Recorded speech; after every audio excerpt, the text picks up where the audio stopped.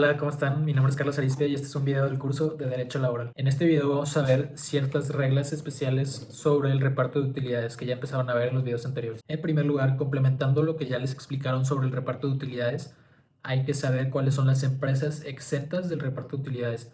Estas las menciona el artículo 126 de la Ley Federal del Trabajo, el que dice lo siguiente. Quedan exceptuadas de la obligación de repartir utilidades las empresas de nueva creación durante su primer año de funcionamiento, las empresas de nueva creación dedicadas a la elaboración de un producto nuevo durante los primeros 2 años de funcionamiento. Son casos distintos, hay que tenerlo claro. Fracción tercera, las empresas de industria extractiva de nueva creación durante el periodo de exploración. Industria extractiva, un ejemplo es la industria petrolera o la industria de los minerales, la minera. Fracción siguiente, la cuarta, las instituciones de asistencia privada reconocidas por las leyes que con bienes de propiedad particular ejecuten actos con fines humanitarios de asistencia, sin propósitos de lucro y sin designar individualmente a los beneficiarios.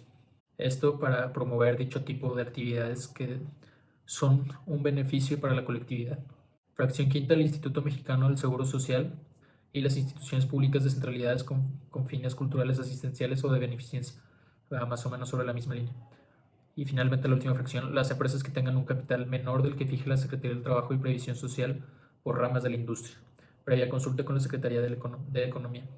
Además de estas reglas que aplican a las empresas, también hay que mencionar reglas especiales para los trabajadores de confianza.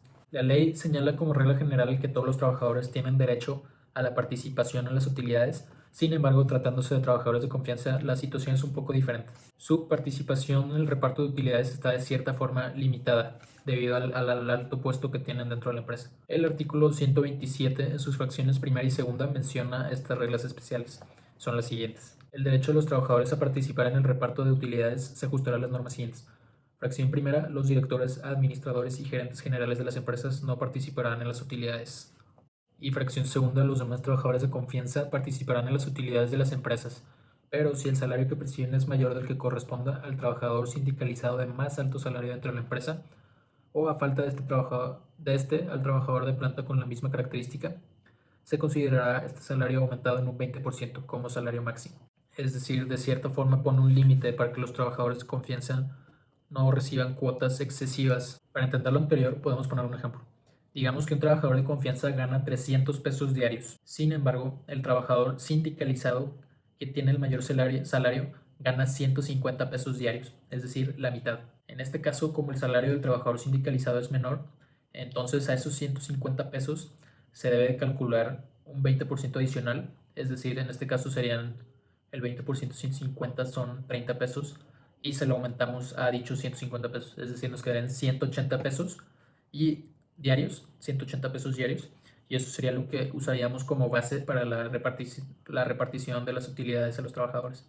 Obviamente refiriéndonos a los trabajadores de confianza y no a los trabajadores en general. Finalmente hay que mencionar ciertas reglas especiales para los trabajadores en cuanto a la repartición de utilidades y también mencionaremos a los trabajadores exentos de dichas utilidades. Como ya habíamos mencionado, todo trabajador tiene derecho a participar en la repartición de las utilidades de la empresa y esto incluye a los trabajadores ya sean de planta, de confianza con el limitante que ya vimos, por obra o tiempo determinado, por temporada. En el caso en que hayan sido contratados por obra o por tiempo determinado, tienen los trabajadores que haber trabajado mínimo 60 días al año para poder participar de este reparto de utilidades. Incluso cuando se les despide antes de que se entregue este reparto de utilidades, tienen derecho a lo que les corresponda por el tiempo que trabajaron.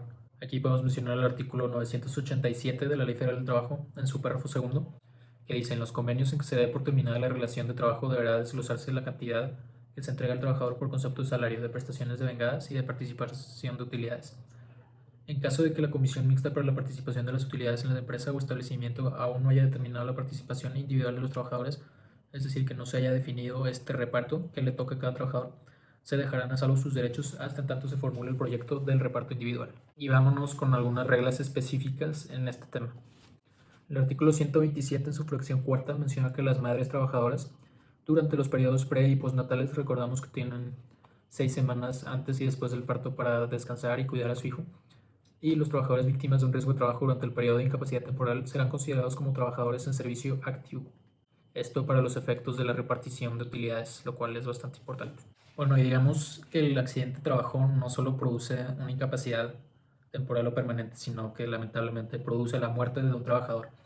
En este caso, el artículo 115 de la Ley Federal del Trabajo señala que los beneficiarios del trabajador fallecido tienen derecho a percibir las prestaciones e indemnizaciones pendientes de cubrirse, incluyendo la repartición de las utilidades.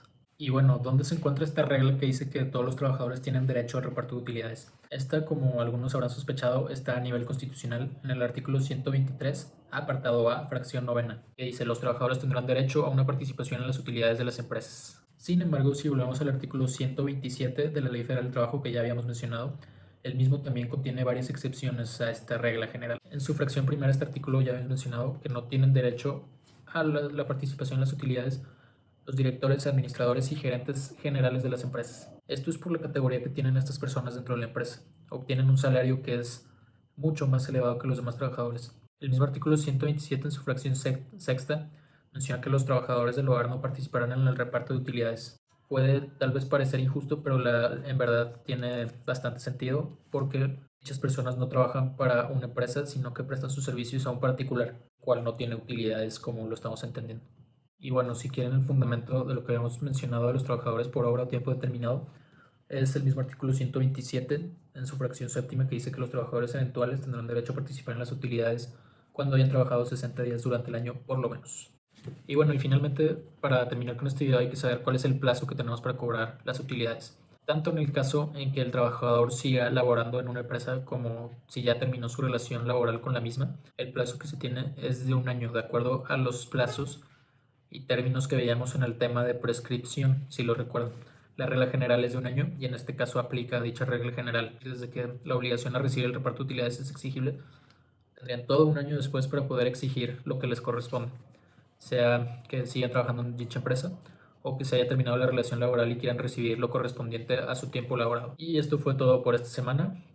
Espero que les haya sido útil, que les haya gustado y nos vemos la siguiente. Hasta luego.